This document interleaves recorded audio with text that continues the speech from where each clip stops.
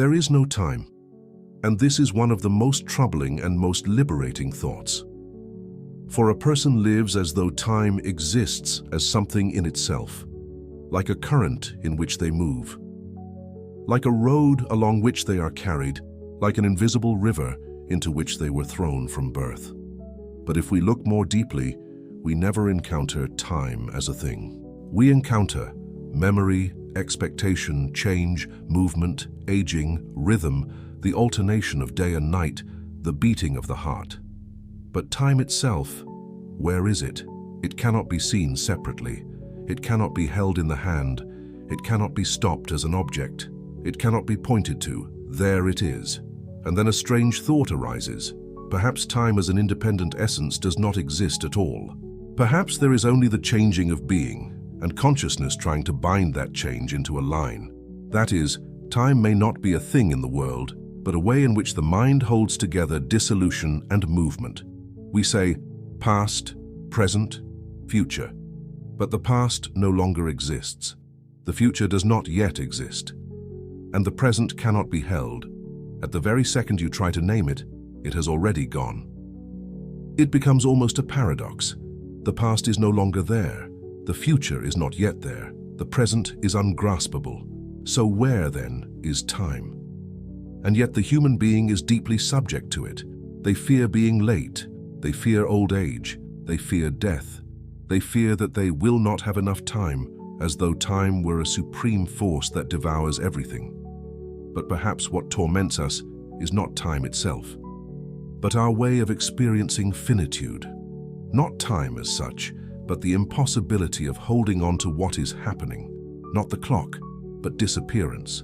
Not the calendar, but loss. Then, there is no time may mean not that nothing happens, but that there is no solid substance of the kind we imagined. There is becoming. There is vanishing. There is the birth of form and its departure. There is a succession of states.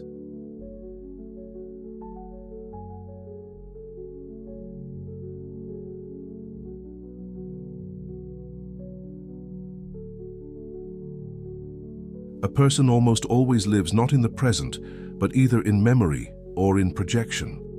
They carry yesterday within themselves and build tomorrow in advance. Because of this, they are almost never where they are. They turn life into an inner passage between what is no longer there and what is not yet there. And then the phrase, "there is no time," becomes almost a call to awakening. Because if time as a separate reality does not exist, then only being happening now remains. Not now as a point on a scale, but now as the only place of encounter with reality. You cannot live in yesterday.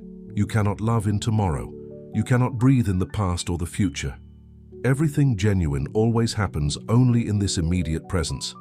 But it is hard for a person to accept this, because the familiar support disappears.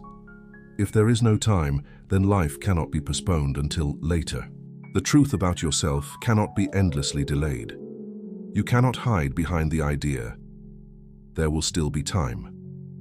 And there is an almost harsh clarity in this.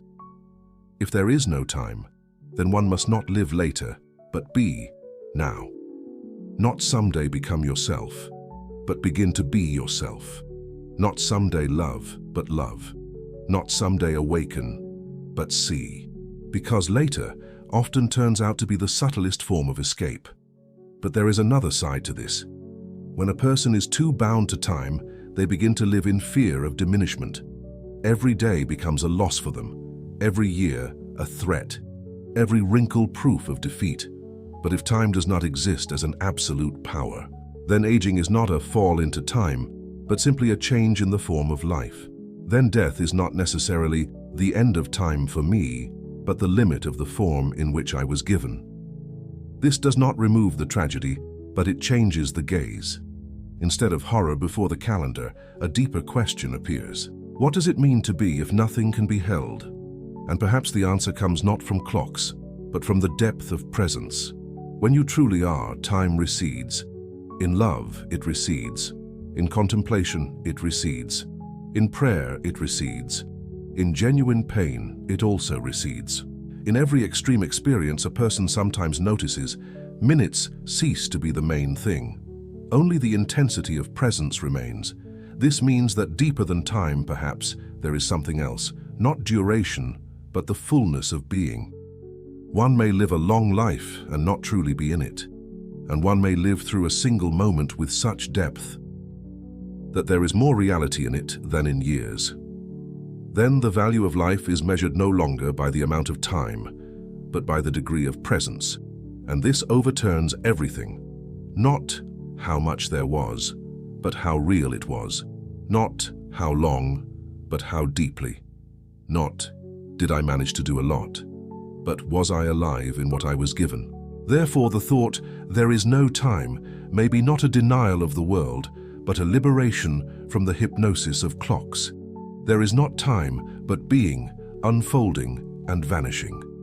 There is not the calendar as truth, but presence as the only place of reality. There is not a guaranteed later, but a fragile and sacred now. And then one may say this: there is no time. There is only life, which is either lived or postponed. And perhaps the most mature thought here is this: we suffer not only because everything ends, but because we so rarely truly enter into what has been given to us.